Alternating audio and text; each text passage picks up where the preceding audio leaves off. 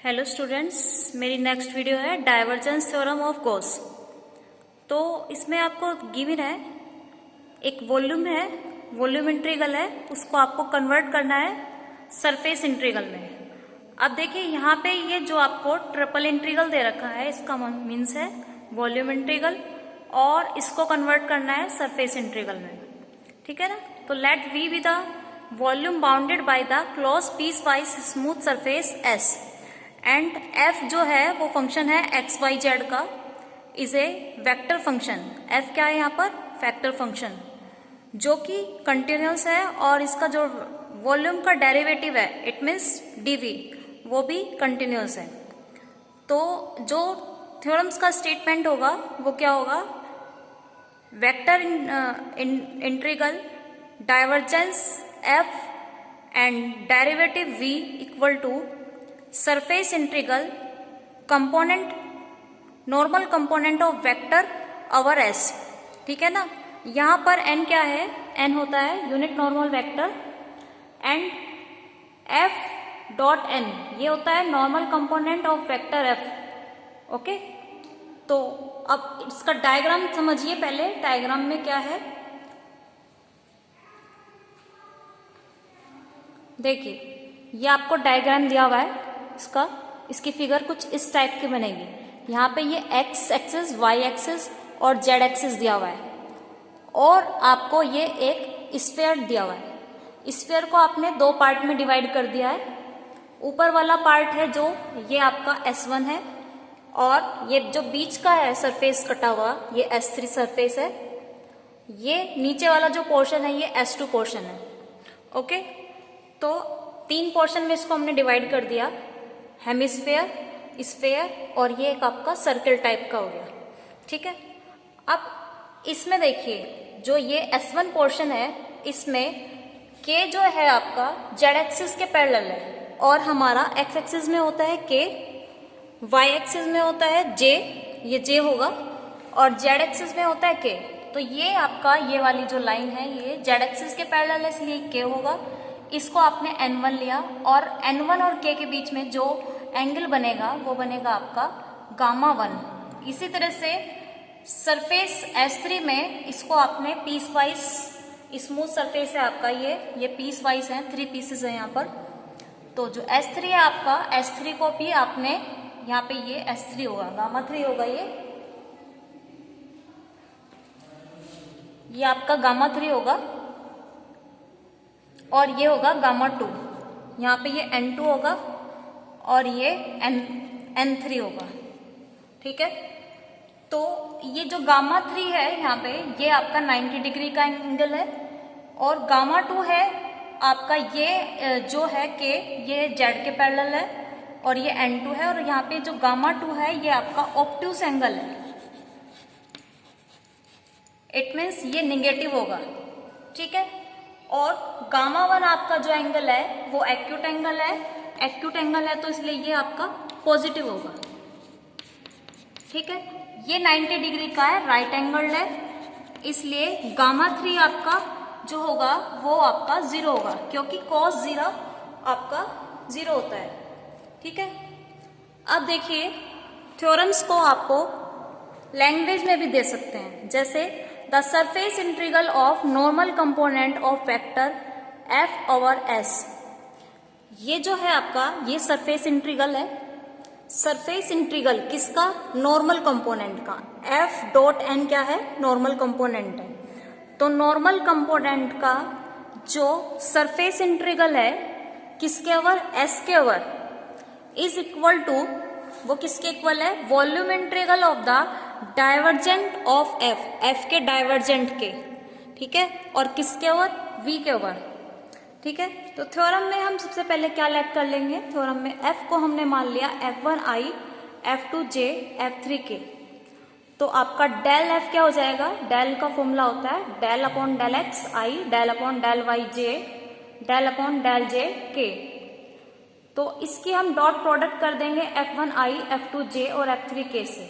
तो del F हो जाएगा आपका del F1 upon del X plus del F2 upon del Y plus del F3 upon del Z. अब देखिए alpha beta gamma ये क्या है, यहाँ पे एंगल है। Draw unit normal and with positive direction of X axis, Y axis and Z axis. जो alpha beta gamma है वो एक्स एक्सिस, वाई एक्सिस और जेड एक्सिस के बीच में इसकी पॉजिटिव डायरेक्शन में ये आपके एंगल है। ओके, तो जो एन होगा, एन आपका क्या था, यूनिट नॉर्मल वेक्टर। तो यहाँ पे जो एन की वैल्यू होगी वो होगी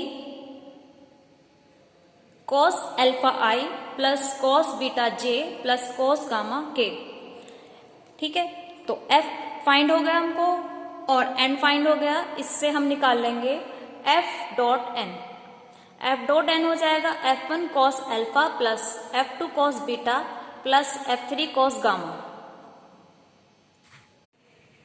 सो स्टूडेंट्स देखिए डेल एफ की वैल्यू क्या है निकल के, del F upon del X plus del F2 upon del Y plus del 3 upon del Z. और एफ का जो कंपोनेंट था यानी कि एफ डॉट एन वो आया आपका F1 cos alpha plus F2 cos beta plus F3 cos gamma.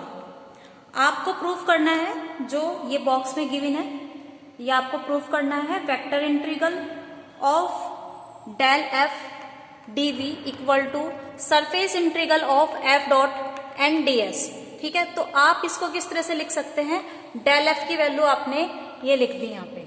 ठीक है, डेल एफ की वैल्यू आपने ये लिख दी और डीवी को आप लिख सकते हैं D X D Y D Z. इसी तरह से एफ डॉट एन की वैल्यू आपने F1 cos alpha F2 cos beta plus F3 cos gamma लिख दिया। ठीक है, एफ डॉट एन की वैल्यू रख दी। अब हम क्या करेंगे, इसमें से हमने ये वाला पार्ट लिया सिर्फ del F3 del Z D X D Y Z, और इसको आपको प्रूफ करना है। ठीक है, इसको आपको क्या लाना है, इसको आपको लाना है F3 cos gamma D x के इक्वल।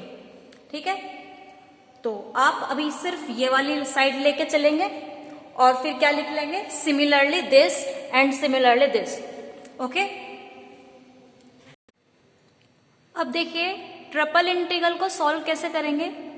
फर्स्ट वाला इंटीग्रल हो रहा है आपके एक्स के रेस्पेक्ट पे, सेकेंड इंटीग्रल वाई के रेस्पेक्ट में और थर्ड इंटीग्रल जेड के रेस्पेक्ट में हो रहा है। तो सबसे पहले इंटीग्रल करेंगे with respect to Z. Z की जो अपर लिमिट है वो जी एक्स वाई है and lower limit F X Y है।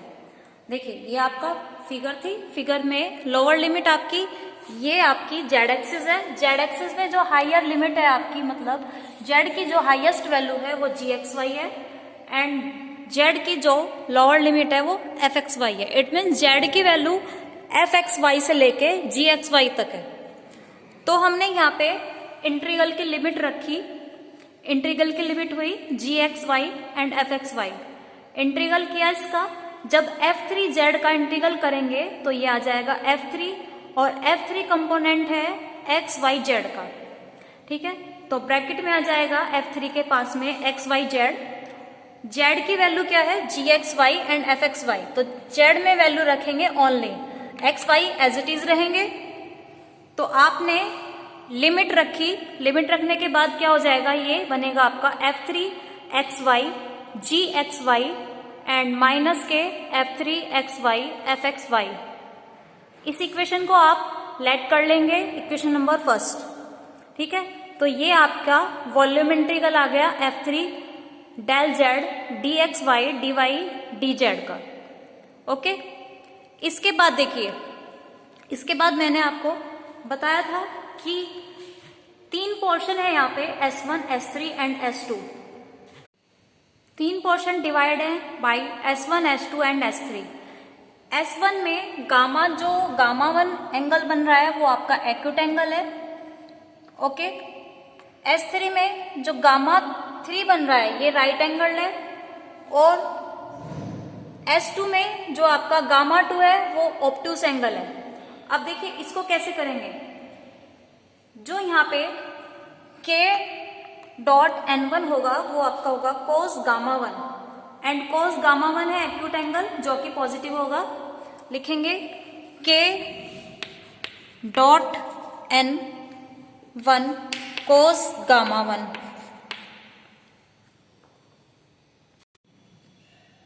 देखिए इसको कैसे लिखेंगे, के एन वन के बीच में एंगल बताया था मैंने आपको, गामा वन बनेगा, के एन टू के बीच में एंगल बनेगा गामा टू, और के एन थ्री के बीच में एंगल बनेगा 0।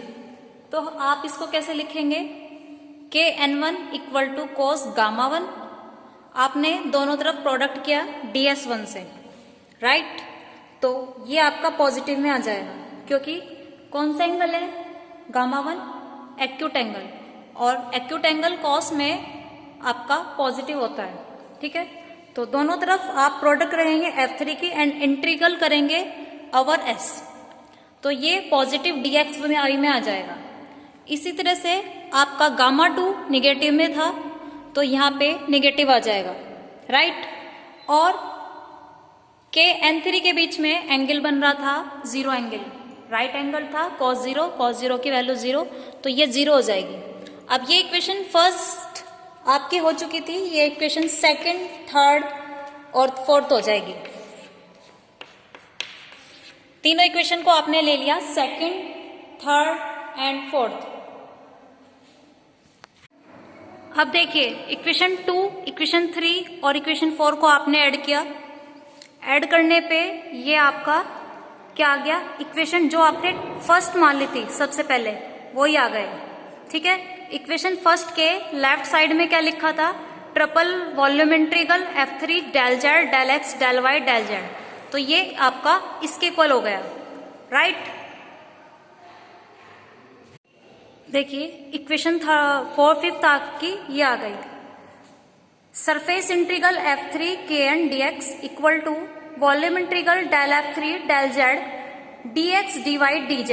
आप dx dy dz को dv भी लिख सकते हैं। तो आप सिमिलरली करके लिखेंगे सरफेस इंटीग्रल F2 के साथ j आएगा, F3 के साथ k आएगा और F1 के साथ i आएगा, ये ध्यान रखना, ठीक है। और यहाँ पे ये आपका s हो जाएगा, surface integral F1i and ds, और ये ट्रिपल इंटीग्रल मतलब वॉल्यूम में इंटीग्रल डेल F3, ये डेल F2 हो जाएगा, ये F2 एंड ये F1, right. F2 upon del y dv। अब क्या करेंगे, इक्वेशन 5, 6, 7 को ऐड करेंगे, तो ये आपकी इस तरह की इक्वेशन बन जाएगी, राइट। अब ये हमने सबसे शुरू में स्टार्टिंग में प्रूफ करा था आपको, ये आ रहा था F.n के, राइट। ये F1 था, ये आपका F1, F2, F3 ये F था, और ये NDS के इक्वल हो गया, और ये आपका डेल F था। तो जो आपको प्रूफ करना था वो कंप्लीटली प्रूफ हो चुका है, राइट। ये आपको प्रूफ हो गया है। अगर आपको इससे रिलेटेड कोई प्रॉब्लम है, कोई डाउट है इस थ्योरम्स में, आप कमेंट सेक्शन में पूछ सकते हैं। Thank you.